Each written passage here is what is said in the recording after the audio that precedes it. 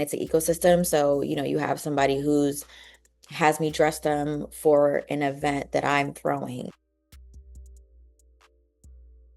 Hi, everybody. It's Victoria with Kick the Concrete, and today we have a very special guest. We have Infamis Missy. You've seen her style so many NFL players, so many sports moments. She's a queen of Chicago culture and sports and fashion culture. We would like to name her our Kick the Concrete 2025 Stylist of the Year. So, congratulations and welcome, Missy. Thank you guys. Thank you so much. I appreciate you guys supporting me and sharing my work every week. Yeah, no, you're amazing. What got you into fashion in the first place? So I've been styling for about 12 years. I spent the past 19 years working in retail. And so growing up in Chicago, obviously Jordans, are a thing. Being fly, being fresh has always been a thing. And so it's just the culture of Chicago of always being fly, always having the nicest clothes and shoes on. Being a child of immigrants, I wasn't able to do that. So I started working at stores just to kind of get the funds to start dressing cool and dressing nice and fashionable. Do you remember your first pair of Jordans? Yes and no. So again, parents of immigrants, my dad found a pair at like TJ Maxx one day. Okay. It was a pair of 13s. So that was my first pair of Jordans. Okay. And then my first pair that I bought would be the black toe, the red and black Jordan ones, the OG Jordan ones. And so Classic. when I bought it back in high school, it was the love hate pack, and it also came with the yellow ones as well. Okay. Okay. Very cool. Yeah, and Chicago has its own distinct style, like even with Don C and RSVP Gallery. And how has that influenced you and also kind of challenged you to make your own lane in the midst of that culture? Just being able to kind of be in a city of that and have it a little more accessible to other people, and at the same time being from Chicago Midwest and then having that in your city, um, being the first one to know about it. So not just John C, but for example, Virgil, when he started Pyrex before he started off White, like we were able to see it in the scene before it kind of blew up everywhere else. R.I.P. Virgil, like every day it's like we lost such a beautiful soul. Absolutely. And then I know also like Chicago's music scene is so cool and they both fashion and music seem to intersect. I know you did an event with, or I think it was an event series with Peter Cottontail, but how has the music scene also influenced your style? Just being able to look at music artists and see what they're wearing. I mean, going back to Kanye West of, always got a shirt with a team, a shirt with a collar, a shirt with a team. Um, Being in a city of great sports teams as well, having that influence of sports culture, music. Chicago's a very cultured city, and there's a lot of talent here, and people don't realize how much talent is in Chicago because we're such a melting pot.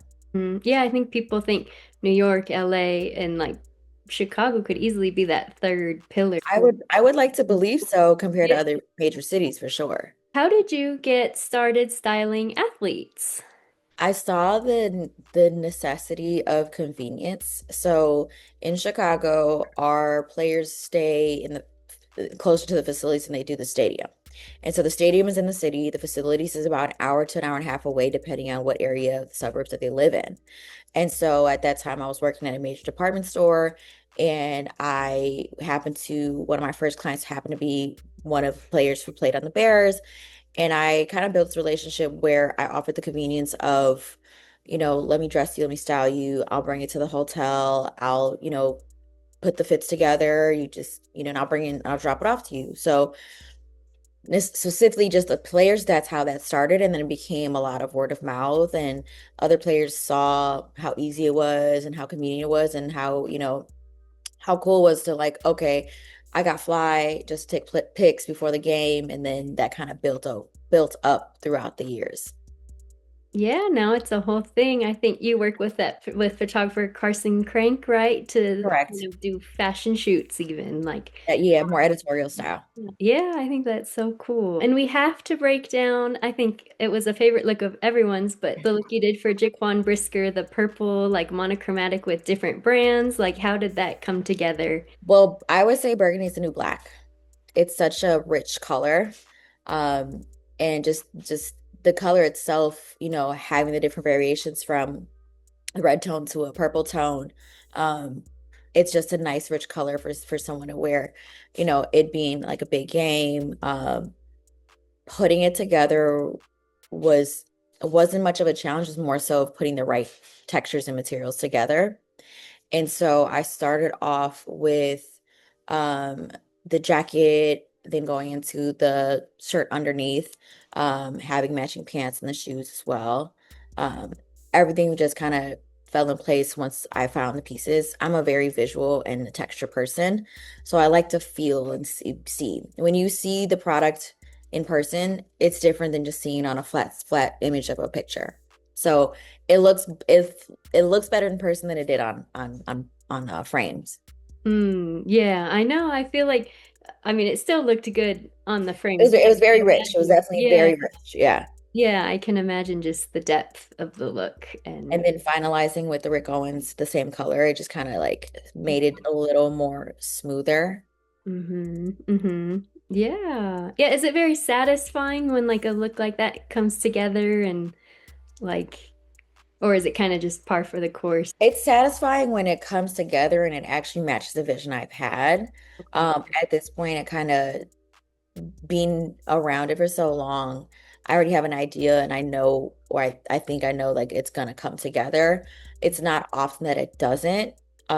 Just again, because I know patterns, I know textures, I know materials. But it's very satisfying when when the look is a fan favorite of all, all media, all blogs, and even some influencers as well. Have you had a favorite look this season so far? It's between that and then the look with the brown jacket and the oversized pants. Okay, Yeah, that was we a did. good one too. Yeah, that was a good one Yeah, too. yeah. Yeah, and then last week when we did the shearling coat, that Uh-huh. was The really nice kids as well. jacket. Yes, Yeah, yeah.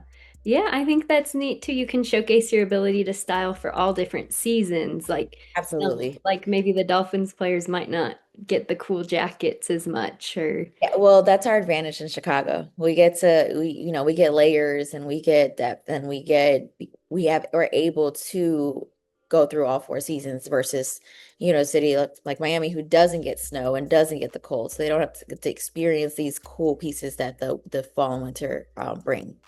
and I know right now you are building very much your own brand, your own empire of style and culture and bridging different elements of that. What just is your vision for what you want to do with that? And what are some of the challenges and what keeps you going in that? Because I know I can relate to the kind of doing it on our own and it's a lot, but it's it's rewarding too. It's very rewarding. It's very rewarding to see that I'm able to bridge the gap between culture, fashion, and style together, as well as bridging like luxury experiences. Um, Being able to work with people of that caliber and then also be able to provide experience for them outside of just dressing them. It's very rewarding to see that, I'm able to cater to a whole ecosystem. Your title for yourself is lifestyle architect. I know like La Roche calls himself an image architect. Like why for you was the lifestyle architect just an appropriate title for what you want to do? Because I bridge culture, style, and experience all together. And so with that, being in Chicago, we could tap into everything like we're talking about fashion, music, nightlife. They all go hand in hand. So people get dressed to go out to show off their outfits whether it's an event or a project or a nightlife. But it all goes hand in hand, again, it's an ecosystem. So, you have somebody who's has me dress them for an event that I'm throwing, so it's literally a system that goes all together. Yeah, like a one-stop shop of Pretty yeah. much. Yeah, like I offer, so for example, the concierge services I offer grooming and security, or in Chicago we do summertime shy very well, and we like to hang out on the lake on boats, or making reservations, or even just being, where can I go tonight? Having being, somebody that people can go to for that reference or for make the reservation, it makes it easier than someone to reach out to someone else in Chicago and they're not aware of what's going on or what's like the cool spot to do or go to. Thank you so much just for your support and for your time, and we really appreciate you. Thank you. I appreciate you guys.